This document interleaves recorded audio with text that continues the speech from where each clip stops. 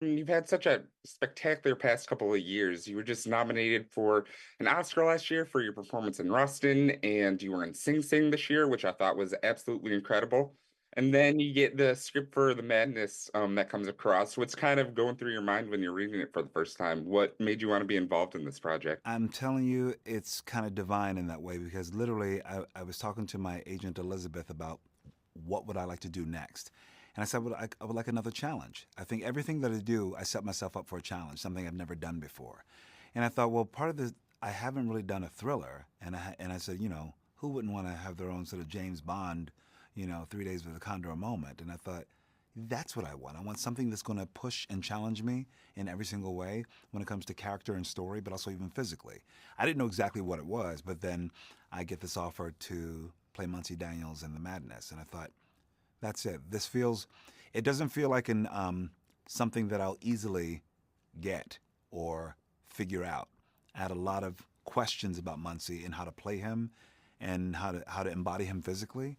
And that's also part of the draw. I thought this is a very difficult character. And then once I understood sort of the mechanics of him, that he's someone who shifts based on the room that he's in. He's a shapeshifter. He's a code switcher, because also that's part of the way he was raised, but also it's part of what makes him successful, being a CNN pundit as well as a college professor. So I wanted to lean into that. For me, it's always questions that I have about a character, and I want to see how they live in me. So that was exactly why I wanted to be Muncie Sure. Daniels. That makes total sense. And he's such an interesting and cool character too. You brought up James Bond, and I was going to bring that up too. There's another part in, I think it's the second episode, where your character's daughter compares you to John Wick. And like that was kind of going in the back of my mind. There's a lot of John Wick, James Bond, even some Sherlock Holmes. But I'm just kind of curious, do you like welcome those kind of comparisons, or is Muncie Yeah. just like a totally different person that you're trying to do something Kidding. totally different with? It's nice to have him sort of living in that in that space. I feel like I love the idea of the John Wick. Someone who has all these tricks and can figure this stuff out. Because Muncie's very smart. He doesn't know that he's has some John Wick qualities. He has no idea. He's been sitting behind a desk.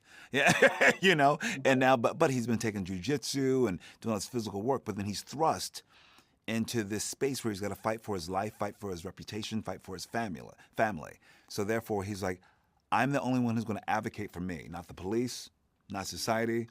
So what am I going to do? It's fight or flight. And at some point in the series, he he tries to choose flight because it's actually easier.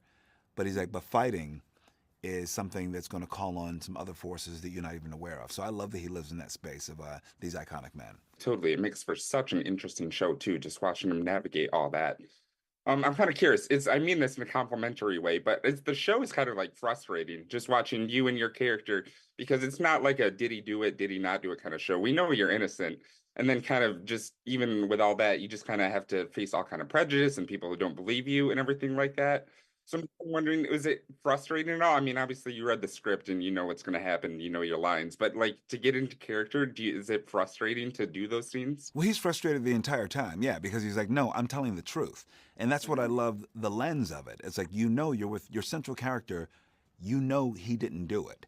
But now your lens is now swinging around and looking how society views him, looking at what can be used against him, whatever he said or done online, you name it, in the court of public opinion. That's actually the world we live in right now, where it's like, where the truth is doubted, is challenged when you absolutely know the truth. And this is why folks are wrongfully incarcerated, you name it. So it's all, so it's really playing on what we do know about the world that we live in, which is the madness.